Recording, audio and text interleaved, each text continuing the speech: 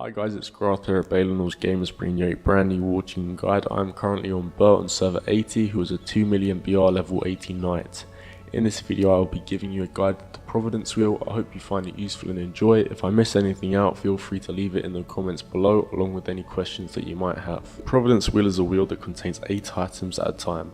You have to predict an item before you take a lottery draw. You can draw in a row but not predict in a row, so you predict an item, then you spin the wheel, then if you don't get an item on the first spin, you predict again and then again and again until you get an item. Using the Providence wheel requires guild marks, so if you want to use it you need to be in a guild. Pretty obvious by the name, guild marks.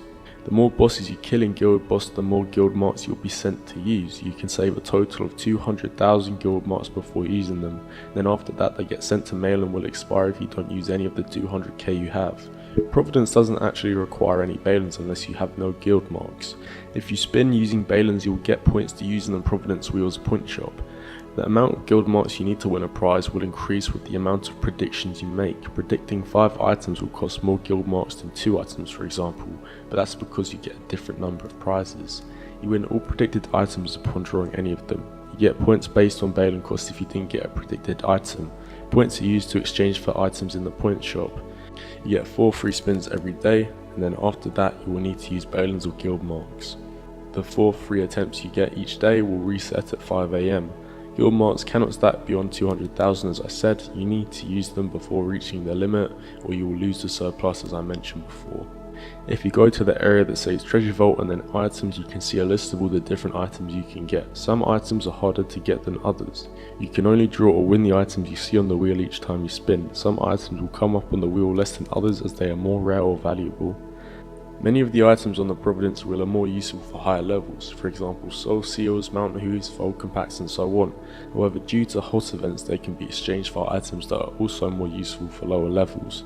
My best tips are for you to use the guild marks you are sent as soon as possible. Don't let them stack via the end of the week. If you're stuck with 100,000 guild marks it will feel like it's taking ages to use them up. 200,000 will feel even worse and you probably won't even use them up, and that way you'll probably lose out on the surplus too. After you use your guild marks, exchange the items you don't need, but don't use them straight away.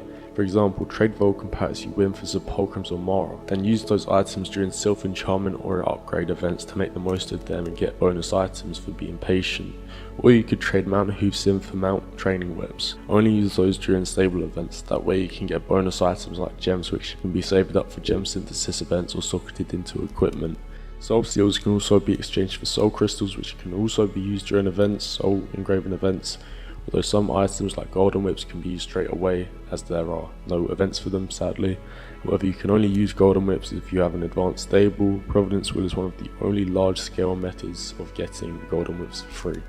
As well as seeing lots of consumable items like soul seals, you will also see 3 different types of mount cards show up.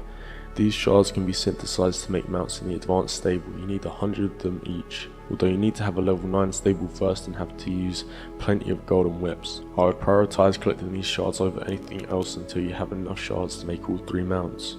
Also, just because there are 8 items doesn't mean you need to predict them all if you're struggling to win a draw. If there is only 3 items you want from the wheel, only predict those 3 and keep spinning until you get them.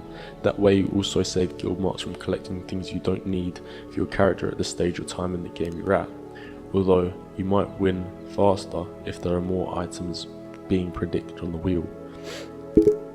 Anyway, that's it for today. I hope this was helpful and I hope you enjoyed the video. I hope that my commentary wasn't too shit. Have a lovely day.